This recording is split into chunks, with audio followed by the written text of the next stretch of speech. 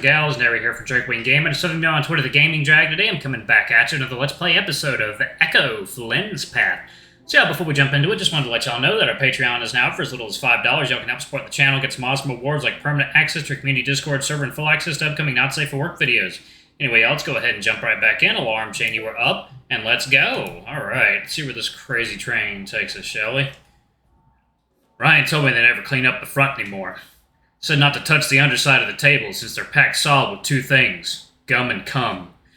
I noticed patchy areas in his fur near his inner elbows, and it takes me a moment to register. He's got fucking injection marks. He seems to see me staring and pulls back his arms. I gawk at him for a moment, sitting bracing himself for whatever I'm about to say. It gives me a sinking feeling in my gut, but it makes me tense. With the shit Sid dealt with growing up, every sign was pointing towards him getting some extra chemical addiction down the road. It ain't just roids, is it? Yeah, well, you know me. I take some shit for, the mental stuff. Mental stuff? I'm assuming it ain't prescription. You assume correctly. He speaks slowly, twiddling his thumbs in his lap, his eyes dancing from the bottle in front of him to me and back again. I'm not sure what to say. We sort of just sit there in awkward silence. I know you never really understood all the fucky stuff going on in my head. I just want to thank you for sticking around as long as you did. Can't say the same for anyone else. I'm not really an easy person to have the back of, especially when I'm one person one minute, another the next. Remember the shit Chase was talking about earlier, about the incident at the ice cream place in Pueblo, the way he just clicked and changed. He continues speaking, the otter shifting his thick tail listlessly behind him. Tell your roommate Dax thanks as well. I know y'all both really tried to get me a stable job at that print shop. Fuck. Would have never worked out. Schizo like me can't hold a position like that. Instead of Carl, Sydney was the one I would have been helping. I realize he's still out there, caught up in all of this hysteria without me while I'm stuck in this place. Sid. This ain't real. The otter gives me another strange look. He clearly was expecting me to be acting much differently than I am now.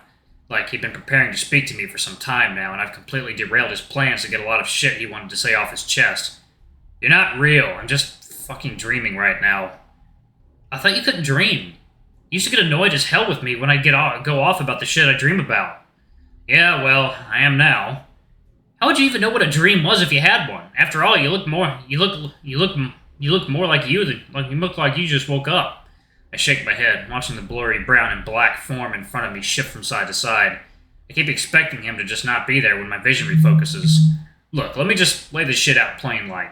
You can't be here. You're dead. You drowned over a decade ago in Lake Emma. I think Chase did it. At least I think he did. Sydney looks uncomfortable, as if the slight semblance that this is all some elaborate fun ruse I'm pulling on him is looking increasingly unlikely.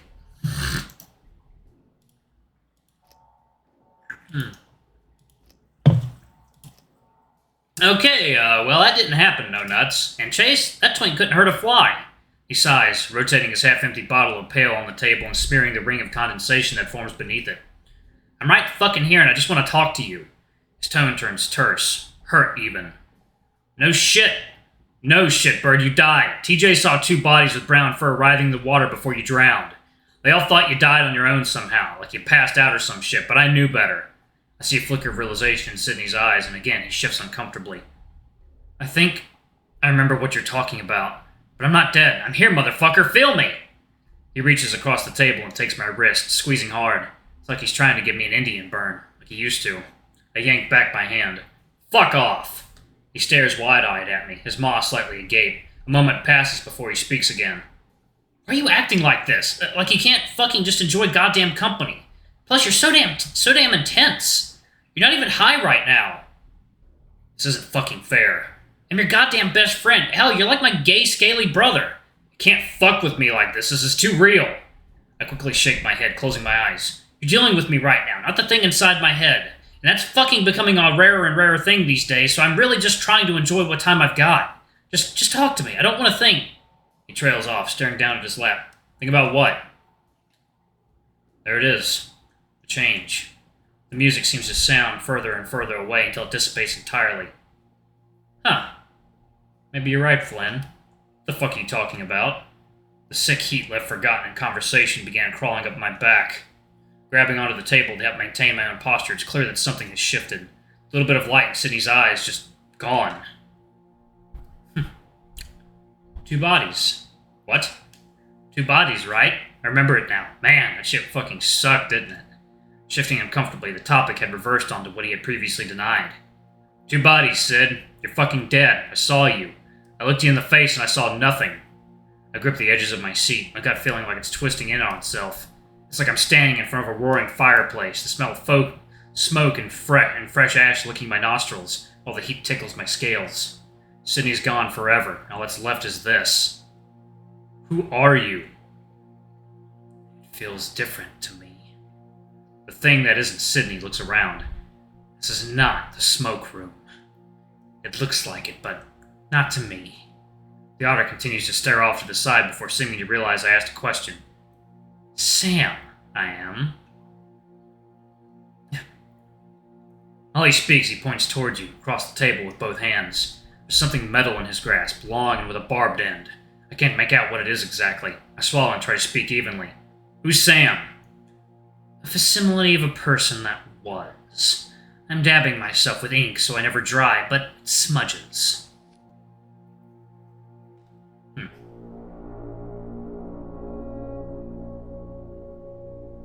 Ooh. Damn, that's creepy as fuck. Ugh! Second now. Damn, son!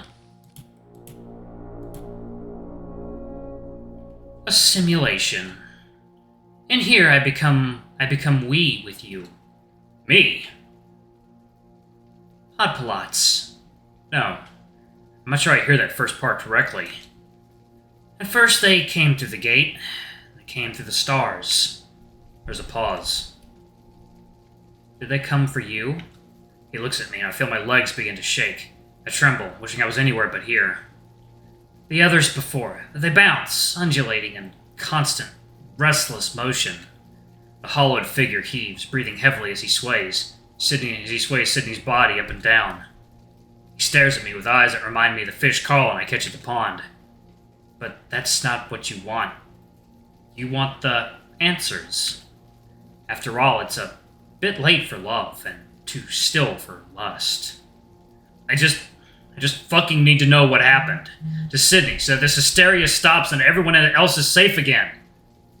That could help, but are you sure you really want to know? You can chase the truth until you're red in the face. The thing looks over toward the smoke room door. Was once Sydney raises his arm to point at it with a natural stuttery movement. It ebbs and flows like the tide. You can ride it. Each time the tide comes in, it's a little less of what it once was. Abstracted. It goes where sorrow sprouts and takes with it what it can before rolling back out. Some tides are particularly strong, large. He waves a blurred paw at me, and again I see the metal thing grasped in his paw. Seems to me he's looking at it and holds it in front of me. You burn them all down around you until only the truth remains. You needn't the superfluous kindling, for those are but the lies they tell others, and eventually themselves. You'd make a good detective if you weren't marinating in your nepotistic squalor. Unlovable, shameful, a sin to all who initially cared for you. Truly only belonging amongst the sawdust, semen and ash. Thoughts drowned out amidst the moaning and groaning of unfamiliar shadows.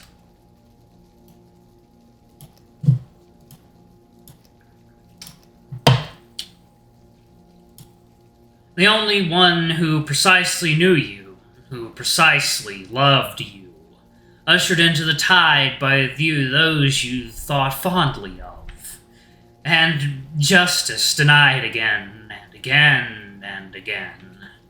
He presses the barbed tip of the rail rod into the table. There were 6, and now there's 5. The distorted otter is looking at the thing in his grasp as he says this.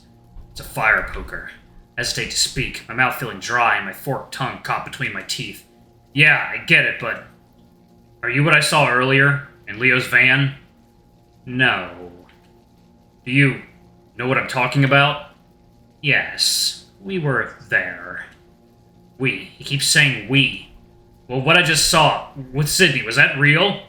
It could be, somewhere in here. He seems to be referring to the poker. I reach for it, but my hand can't quite touch the metal. It phases right through it. The hollowed thing just stares at me, watching my futile attempt. Slowly, I rise to my feet, my legs gelatin-like as I wobble some. I manage to steady myself with my tail, grasping the sticky table for support. The distorted otter just watches me, somehow looking almost eager. With no small amount of trepidation, I begin approaching the smoke room door, the sound of crackling flames growing louder the closer I get. This has to be it. The alternative being doing nothing, which, while real damn appealing, probably wouldn't stop what's going on outside. If that's how this works, that is. I grasp the handle. Fuck me. Many have. I stop looking back over my shoulder. The figure is leering closer now. Fuck you too. As I turn back to face the door, I swear I see the shape smile. I turn the knob and step inside. The air is absolutely electric, and I feel myself involuntarily shiver. I brace myself against the wood-sided walls, staring through the darkness. I've never seen it this empty before, and I get the sensation in my gut that something terrible happened here. Looking back, I don't think the shape followed me. I'm still here. God damn it, leave me alone! I feel my blood chill, but I keep moving. Just ignore it, just ignore it. Just ignore it. This version of the smoke room is impossibly large. I keep walking through the darkness, expecting to reach an end, but it doesn't happen. It just keeps looping in on itself. I don't even know what I'm supposed to be looking for. I hear a sharp crack, a gunshot, followed by a low cry. Someone's wailing. It doesn't sound like it's coming from inside, but rather a reverberating noise outside, far away. The whole room begins to vibrate as if activated. The rumbling is stronger on one side of the room. I walk in that direction. As I approach, I hear more wailing, more voices. Some sounding more different and rather close. Flynn! Now there's huffing and panting and the sound of hooves and soft feet upon a stone floor.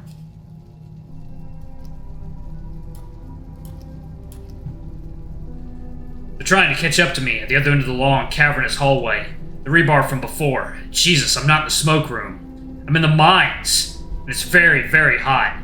I feel my whole body rumble like shockwaves are bouncing my insides. Kinetic energy, electricity, like 1,000 subwoofers reverberating from the stone walls. We're here. The source. The seed. Dude! Stay back! Initially, it's like a cold shower, an icy sensation that presses against my front and washes over me like a tide. I recoil, but there's nowhere to withdraw back to. At first measure, the body isn't able to discern extreme cold from extreme heat, but that time soon passes and the burning feels all too real. I can feel it seep between the cracks of my scales and lick at the more vulnerable flesh beneath. I'm standing in fire, but I don't see it. I see nothing.